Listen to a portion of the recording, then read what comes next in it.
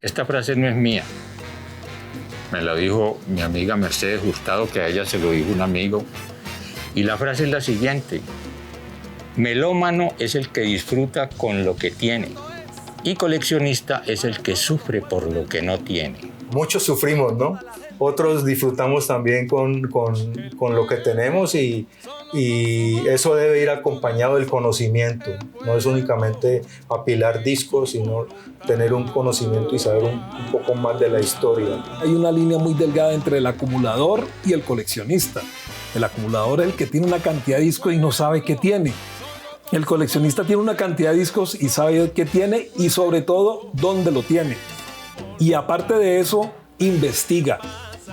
Quiere saber los orígenes y quiere saber la historia de esa música. El valor de un disco lo determina cada coleccionista de acuerdo a su interés personal, lo que le gusta. Así de simple, lo que le gusta al coleccionista. Él determina el valor.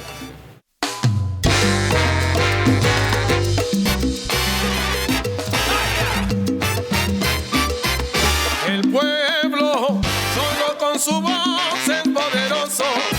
El pueblo y su voluntad. ¡Ahí!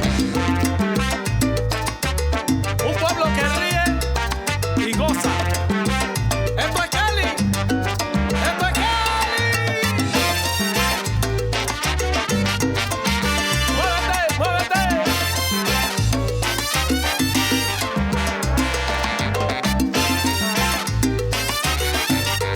Caminante, no hay camino.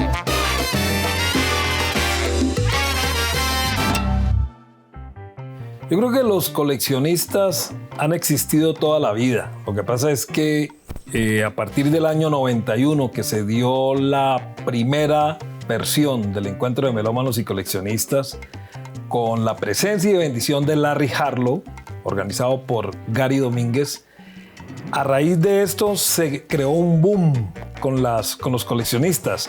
Pero nuestros abuelos, nuestros padres, tenían las radiolas Philips, Philco, Lemco, que tenían en su casa lo que llamamos los plateros, los anaqueles metálicos con sus discos, sus LPs, los discos de 78. No se llamaban coleccionistas, pero sin querer serlo lo eran, realmente. Esta frase no es mía. Me la dijo mi amiga Mercedes Hurtado, que a ella se lo dijo un amigo. Y la frase es la siguiente: melómano es el que disfruta con lo que tiene y coleccionista es el que sufre por lo que no tiene. Muchos sufrimos, ¿no? Otros disfrutamos también con lo que tenemos y eso debe ir acompañado del conocimiento. No es únicamente apilar discos, sino tener un conocimiento y saber un poco más de la historia. Pues en general el melómano es el que disfruta de la música independientemente si colecciona o no colecciona. El coleccionista se dedica a buscar dentro de la música grabada, hoy en día también con los videos, esas piezas musicales, esas interpretaciones que son de su agrado. Entonces tú encuentras coleccionistas de toda clase de música. En Santiago de Cali hay de todo. De ahí viene lo que nosotros hoy nos llamamos coleccionistas, de querer tener en nuestras casas la mayor variedad de versiones, ponernos metas de tener la discografía completa de uno u otro artista, de investigar sobre esa discografía, de saber si en este álbum participó este u otro músico, si fue antes o después de un director. Eso ya es moderno, yo diría que de los años 90 para acá. Hay una línea muy delgada entre el acumulador y el coleccionista. El acumulador es el que tiene una cantidad de discos y no sabe qué tiene. El coleccionista tiene una cantidad de discos y sabe qué tiene y sobre todo dónde lo tiene. Y aparte de eso, investiga. Quiere saber los orígenes y quiere saber la historia de esa música.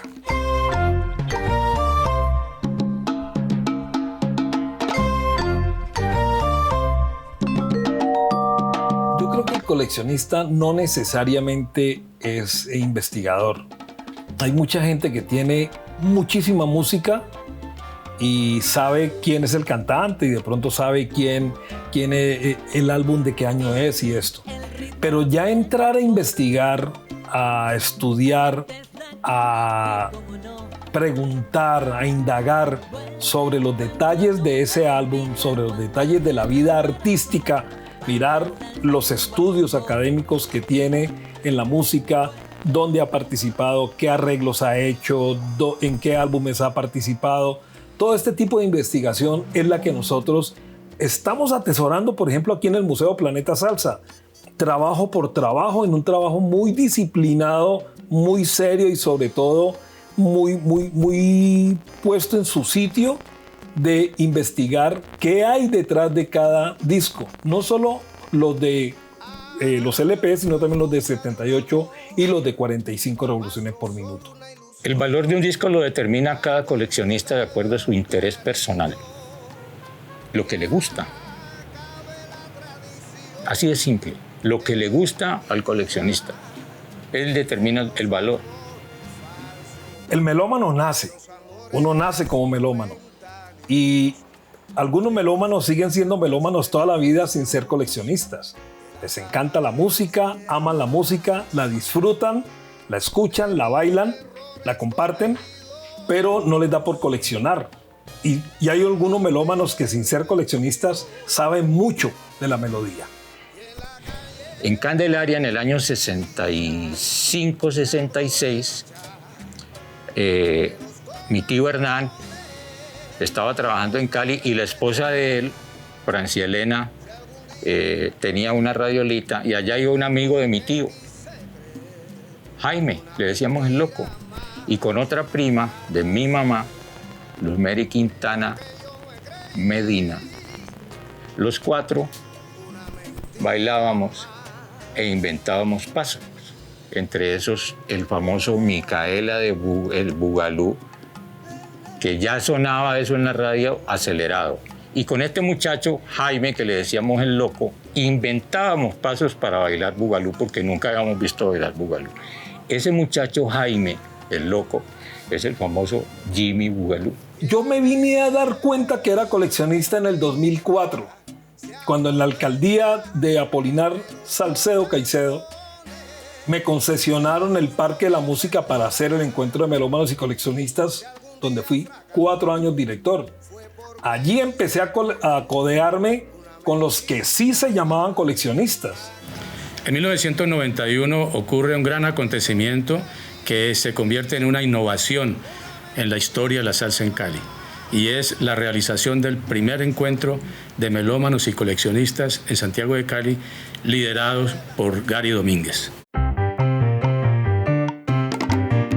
Los encuentros de melómanos se han dado desde hace muchísimos años, desde los años 50, 60, que los vecinos se reunían y incluso sin sacar los equipos de casa, las viejas radiolas, ponían los discos a sonar y sacaban baffles y sonaban. Eso de una u otra manera era una audición, era un encuentro de melómanos, porque cada uno ponía su música y contaba historias. O miren, vecinos, lo que me acaba de llegar, que compré en Buenaventura, o que me trajeron de Buenaventura, que llegaban pues, en los barcos de la flota mercante gran colombiana. Para ese tiempo yo ya conocí la maravillosa taberna latina de Gary Domínguez y todos aprendimos ahí, y era como se habían hecho algunos experimentos internos en la taberna de convocar algunas salsotecas, hasta que llegó 1991, que creo que fue la creación de Corfe Cali,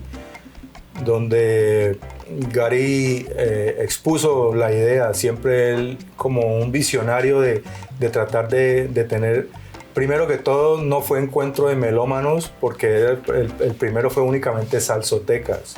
Nuestra ciudad debe estar eternamente agradecida con la genial idea que tuviera Gary Domínguez de llevar todas las inquietudes que tenía la gente en los barrios de la ciudad de Cali en torno a la música. Sí, se oía música que en un bailadero, que en otro, pero no había esa fluidez que debe tener un evento, pero un evento ya organizado. Y Gary fue el pionero. Miren, les voy a describir la humilde escena que tenía ese primer encuentro. Un toldito donde estaba sentado en un tocadiscos Richard Yorry y en el otro Arthur Owen. En el centro estaba Gary.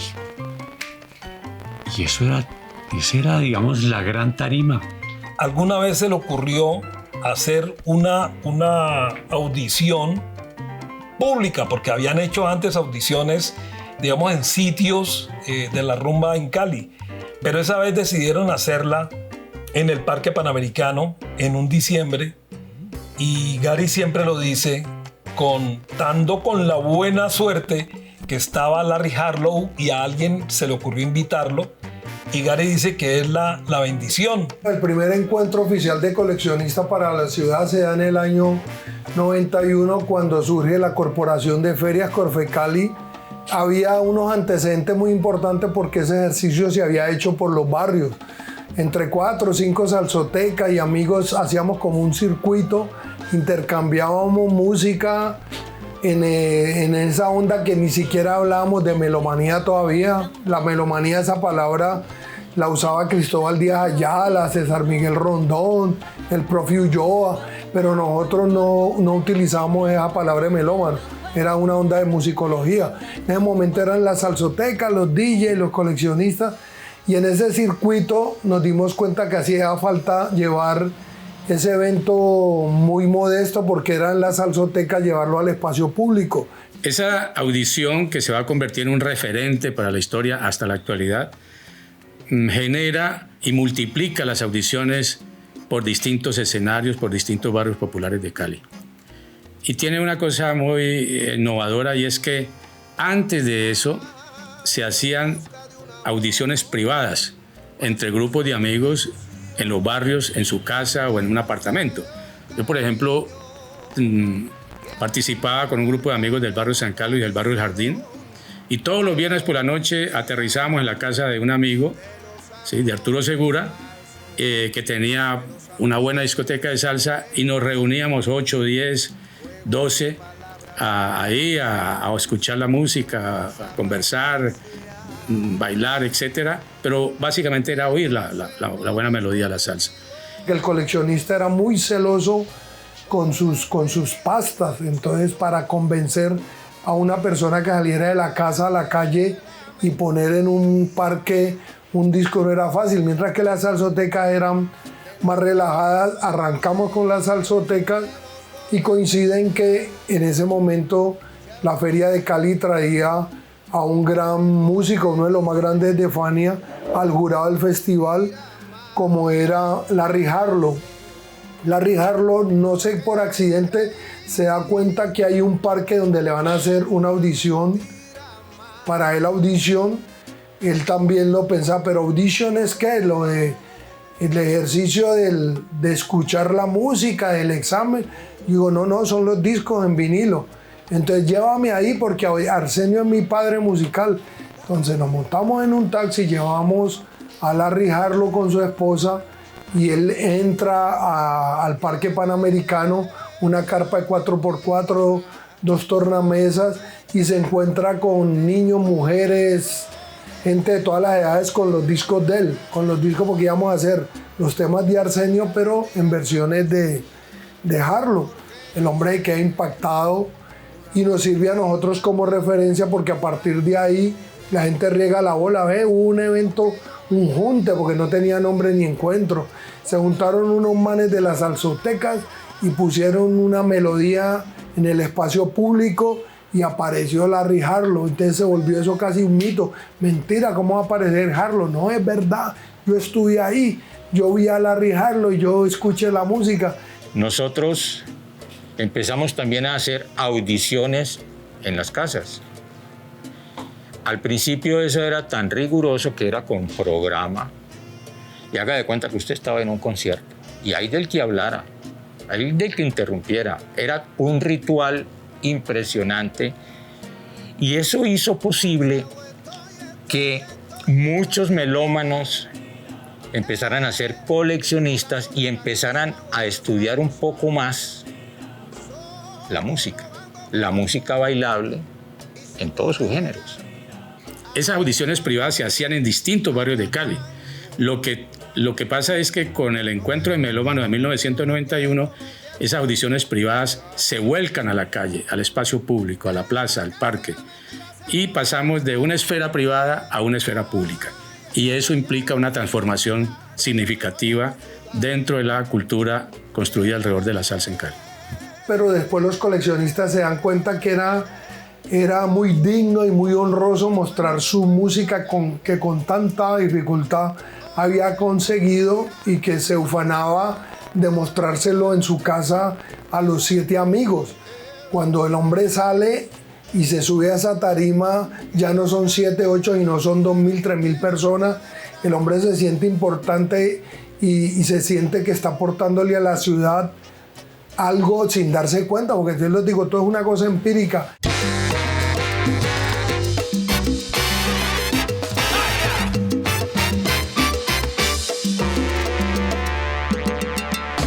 Las audiciones públicas que se van multiplicando por distintos barrios recogen el modelo creado por la Taberna Latina de Gary Domínguez en los años 80, en el sentido en que esas audiciones están documentadas. El que va a presentar los discos habla qué canciones presenta, quién es el compositor, quién la interpreta, cuáles son los músicos, aporta una información que comparte y socializa con los asistentes a la audición. Ese modelo que surgió en la Taberna Latina con Gary se sale de la taberna y se lleva a la audición pública, y ese mismo modelo se va a implementar después en la nueva radio salsa del siglo XXI, sobre todo en los programas de la franja de la Universidad del Valle los días sábados. En Cali sonaba, por ejemplo, Radio Progreso, casi que como radio local por onda corta, lo cogíamos y escuchábamos, y realmente nuestros padres, nuestros hermanos mayores aprendieron de música bailable, música antillana, a través de estas emisoras que se cogían por onda corta. Después aparece la radio ya comercial y aparecen programas de hombres de radio, yo diría pro hombres de radio, que hacían y promocionaban los temas de corazón.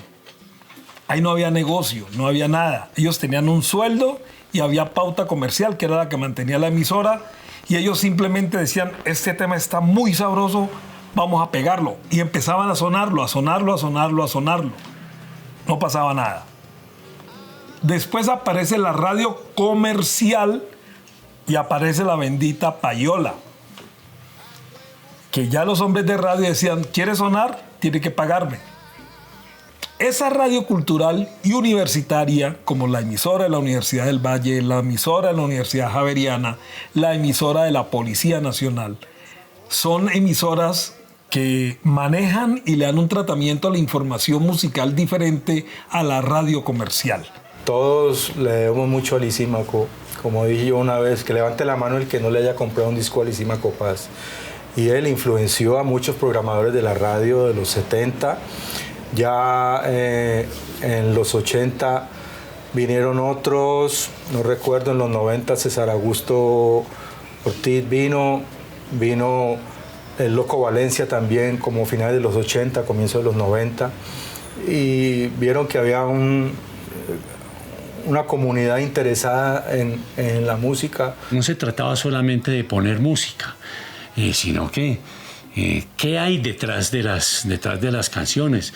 Está la historia de las orquestas, la historia de los cantantes, anécdotas, en fin, todo lo que hay detrás de la misma música. Entonces nosotros teníamos que darnos a la tarea de investigar para ahí sí transmitirle al público lo que nosotros ya sabíamos o nosotros mismos estábamos aprendiendo. La radio comercial, como le decimos nosotros, creo que son dos mundos completamente diferentes. Creo que quienes hacemos radio cultural.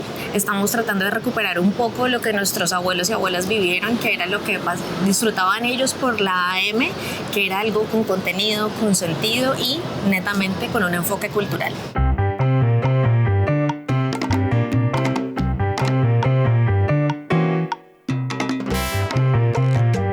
Lastimosamente, a raíz de la tecnología y la masificación del internet y las plataformas de música grabada, la radio ha perdido fuerza, ha perdido audiencia.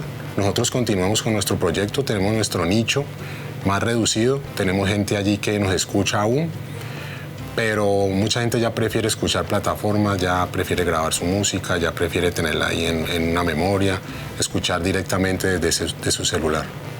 Hay mucha gente que quiere escuchar algo nuevo, pero no quiere investigar. Quiere que llegar a un horario, llegar a las 4 de la tarde, que hago el programa los sábados, llegar a escuchar qué va a proponer Mauricio, qué va a proponer los DJs de la emisora, qué tienen nuevo.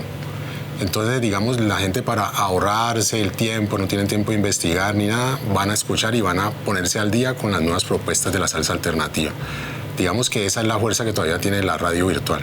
Ahora puedes tener tu propia emisora online y hacer una programación única y eso es lo que está haciendo mucha gente, tratar de hacer difusión del material que mucha gente no conoció, no escuchó, no hemos oído, porque esto es infinito, ¿no? Esto de la pasión de la música. A mí solamente no me gusta la música, o sea, a mí me encanta la música latina, pero me gusta el jazz, me gusta, bueno, algo de la música colombiana. Soy fanático de la música cubana, de los 30, 40, sigo aprendiendo porque esto es de aprendizaje y eso es lo que te mueve, ¿no? Es lo que te mueve. Y junto con la radio salsa, la nueva radio salsa del siglo XXI, se fortalece la narrativa de Cali como capital de la salsa y se refuerza también el relato sobre la identidad de la ciudad. Se fortalece la relación con el espacio público. El espacio público no es solo un espacio físico, el espacio público es una construcción social, simbólica e identitaria. De las audiciones públicas, los encuentros de melómanos y coleccionistas hemos participado miles de personas, pero recuerdo a una en especial, la etnomusicóloga de la Universidad de Illinois en Chicago, Lix Waxer, quien vino hacia 1993 para hacer su investigación de tesis doctoral en etnomusicología y publicó después su libro titulado Cali, la ciudad de la memoria musical.